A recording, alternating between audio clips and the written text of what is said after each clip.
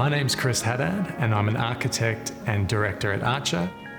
And this is a house that we did for my parents, Kerry and Paul.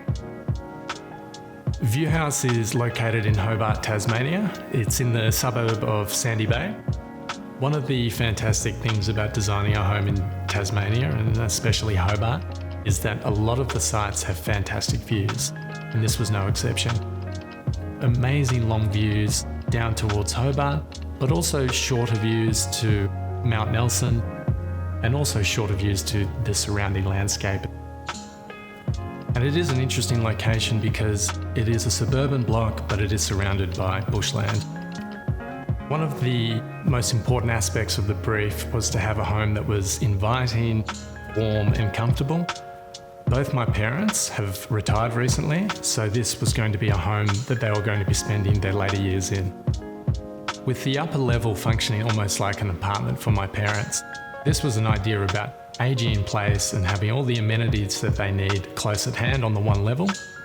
In the future, if they did need in-home care, a nurse or carer could use that downstairs area almost like their own apartment while mum and dad are upstairs. And when you are retired and you are going to be spending a lot of time at home with your partner, we did feel that it was good to have a plan that instead of being open was about shifted forms. So spaces were connected, but they were connected diagonally, which meant that you did have views between spaces, but you also had more private nooks.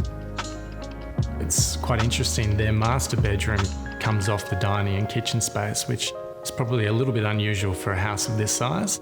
But the beauty of this is we actually have a really big, large sliding door. It's this mix of having moments to see through, but also moments to retreat. It's a very steep site and we had to excavate a lot of stone. What that meant is that the house is buried into the hill, so we wanted to give that lower level this sort of sense of being buried. When the site was getting excavated, the excavator got almost 5 metres down and they hit a really hard patch of stone, and as much as the rock breaker was hitting it, they just could not get through it. And it just so happened that this huge stone was sitting directly in the middle of the courtyard space. We've turned it into a fern garden, so it really does reflect the type of landscape you see in nearby Mount Wellington.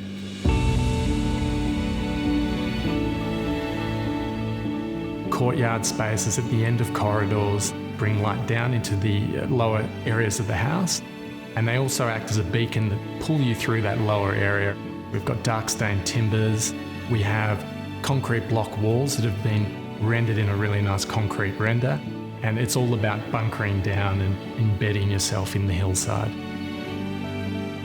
Viewing the house from the street with the black brick, it can actually look quite imposing, but as you walk towards the house and towards the entryway, this is where you get your first look at the terracotta that's used throughout the project. The aspects of this house that make it unique for us at Artedomus are the combination of products used. Certainly the most striking is the Cotto Manetti terracotta.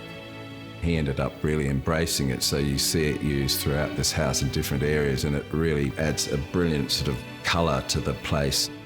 Brings in a warmth, and it's obviously a very durable material, so it'll look better with time as well. There's also the beautifully textured clay tile from Inax called Hamura in the lobby, which is one of Chris's favourite things.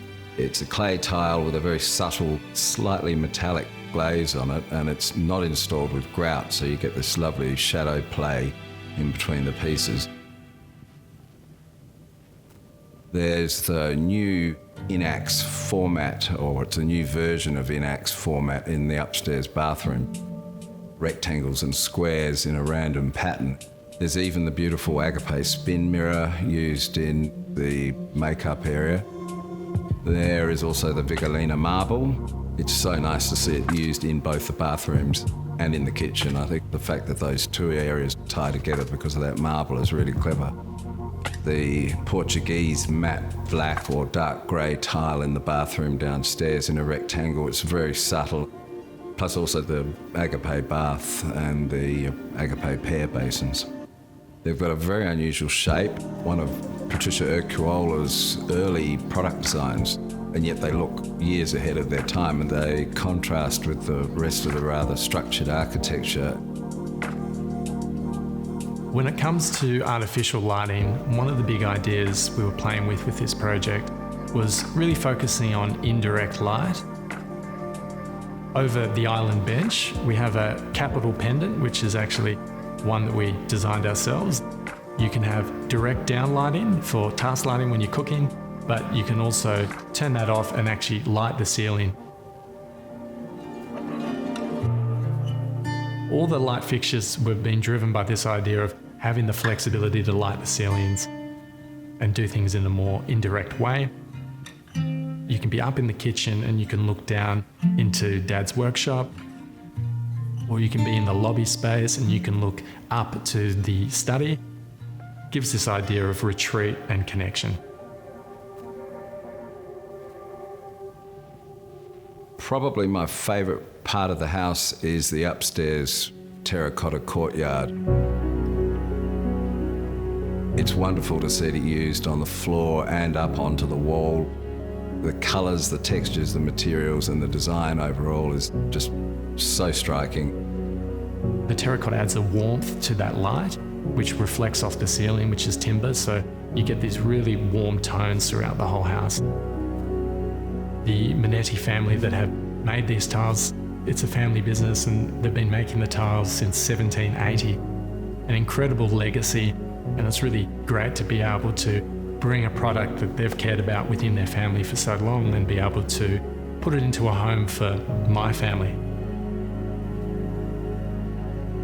I'm very proud of what we offered for this house because of the end result. It's just terrific to see all of our materials used in this way in a house that is of great significance.